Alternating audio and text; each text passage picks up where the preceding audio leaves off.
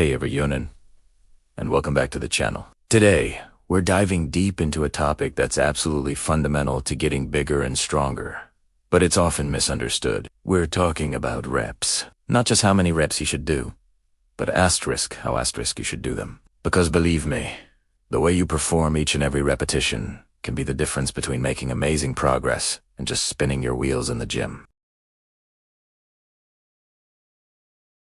Do 8 to 12 reps for hypertrophy, which is just the fancy word for muscle growth.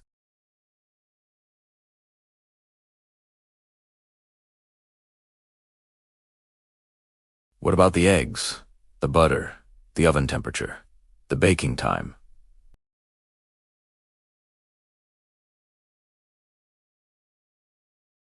So, let's break this down into the most important components.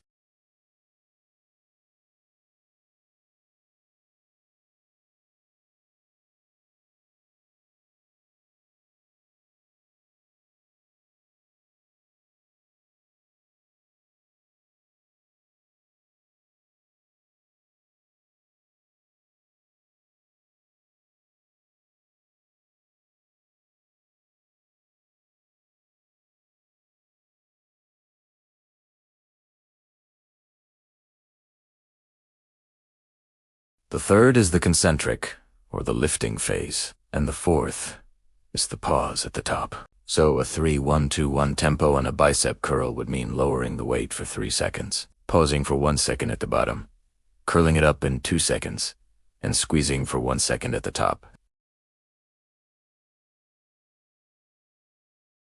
Not necessarily. The key takeaway here is control. The biggest mistake I see people make is letting gravity do all the work on the way down.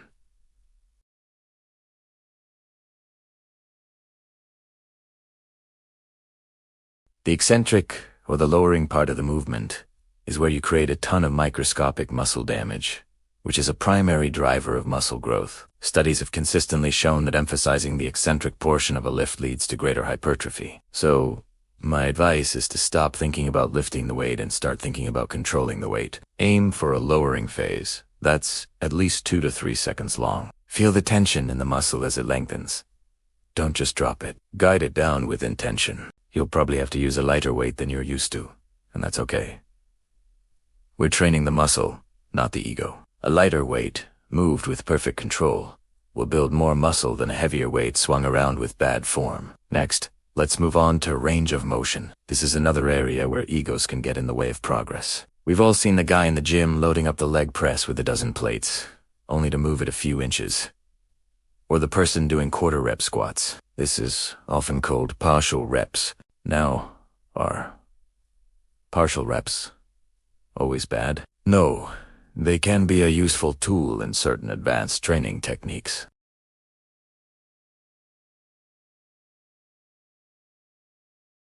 What does that mean? It means moving the weight through the entire path that your joint and muscles will allow, safely.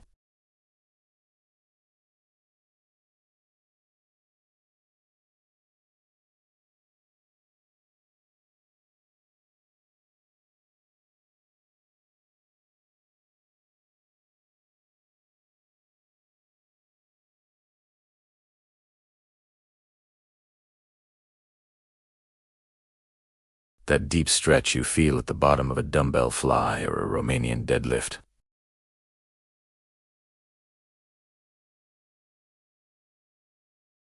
Second, using a full range of motion develops strength and stability throughout the entire movement pattern, which makes you a more functional and injury-resistant athlete.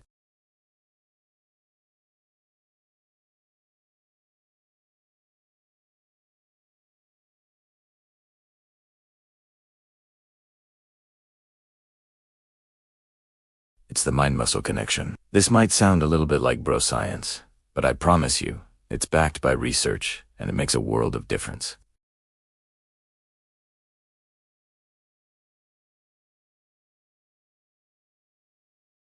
Instead of just going through the motions of a lat pull-down, for example, you should be actively thinking, I'm pulling with my lats. I'm trying to drive my elbows down and back to squeeze my back muscles. You're not just moving a weight from point A to point B. You're using the weight as a tool to contract a specific muscle. Studies using EMG, which measures electrical activity in muscles, have shown that when people actively focus on the muscle they're working, that muscle shows higher levels of activation.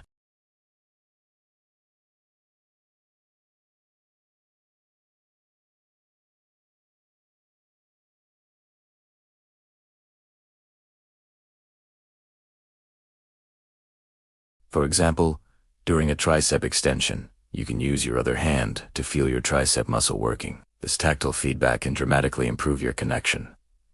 This is why bodybuilding is not just weightlifting. It's a practice of precision and intention. Finally, let's talk about training to failure. This is probably the most debated topic of them all. Should you take every set to the point where you physically cannot perform another rep?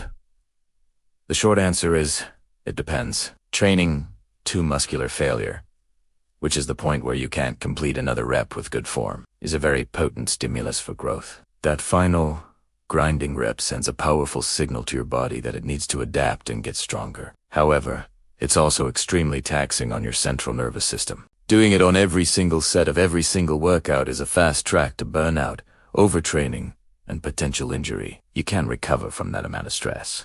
And if you can't recover, you can't grow.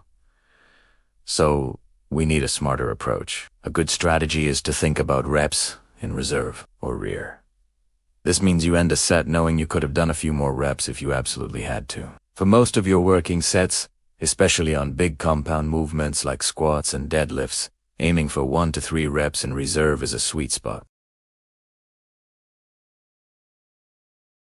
Then, you can strategically push to failure on your last set of an exercise. This is especially effective on isolation movements, like bicep curls or leg extensions, where the systemic fatigue and risk of injury are much lower. So for instance, on your dumbbell curls, you might do 2 sets leaving, 2 reps in the tank, and then on the third and final set, you go all out until you can't lift the weight again with good form. This gives you the best of both worlds.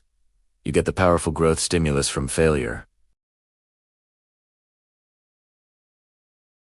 So let's tie this all together. The perfect muscle building rep isn't about numbers on a spreadsheet.